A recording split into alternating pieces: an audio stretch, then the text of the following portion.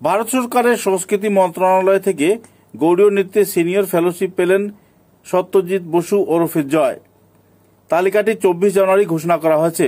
তার গবেষণার বিষয় ছিল গৌড়ীয় নৃত্যের শাস্ত্রীয় পরম্পরায় বরাক উপত্যকার লোকনৃত্য, নাট্য এবং সঙ্গীতের ভূমিকা।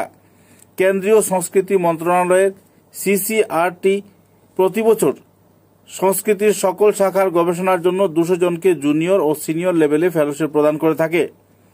সমস্ত ভারতবর্ষে এবছর গৌড়ীয় নৃত্যে 2022-23 সেশনে সত্যজিৎ বসুকে এই ফেলোশিপ প্রদান করা হয়েছে।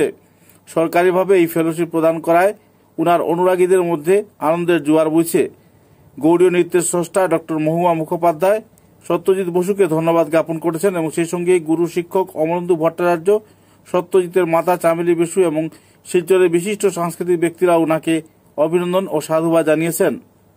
উল্লেখযোগ্য, এই অ্যাওয়ার্ডের জন্য উনি বন্ধুবান্ধব, ছাত্রছাত্রী সহ সকল শুভাকাঙ্ক্ষীর কাছে খুবই পরিচিত এবং আনন্দিত। উল্লেখ্য, 2013 সালে সত্যজিৎ জুনিয়র ফেলোশিপও পেয়েছিলেন। ওনার গবেষণার বিষয় ছিল গৌড়ীয় নৃত্যের নাট্যধারায় বরাক উপত্যকার ওঝা নৃত্য। এই গবেষণায় ওনার গাইড ছিলেন ডক্টর অমলেন্দু ভট্টাচার্য ও ডক্টর মহুয়া মুখোপাধ্যায়। এই গবেষণাপত্রটি গত 23 ডিসেম্বর বই আকারে সুরনন্দন ভারতী, কলকাতাকে প্রকাশিত করা হয়।